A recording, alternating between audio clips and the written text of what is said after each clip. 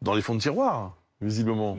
Pour répondre juste à l'obsession du gouvernement qui serait l'équilibre des finances publiques et de l'austérité, j'ai pas l'impression que depuis 3 ans nous soyons en austérité et que le gouvernement n'a pas été présent pour répondre aux crises sociales, environnementales et économiques de notre pays.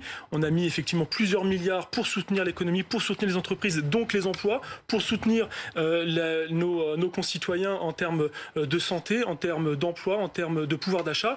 Donc franchement, je trouve qu'il y a des pays un peu plus austères et un peu plus libéraux que la France aujourd'hui. Et donc j'aimerais juste un peu de mesure dans vos propos. Mais bon, on est habitué avec la NUPES et LFI en particulier.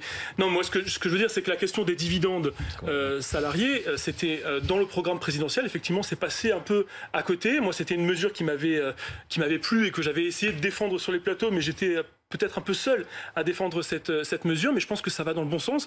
C'est une mesure qui permet en fait, qui oblige les entreprises, lorsqu'elles versent des dividendes, à le faire également pour leurs salariés. Ça s'ajoute à toutes les mesures que nous pouvons avoir, comme la prime Macron, comme l'intéressement, mais c'est quelque chose en plus, et donc c'est aussi un soutien au pouvoir d'achat des Français. On se demandait, Laurent,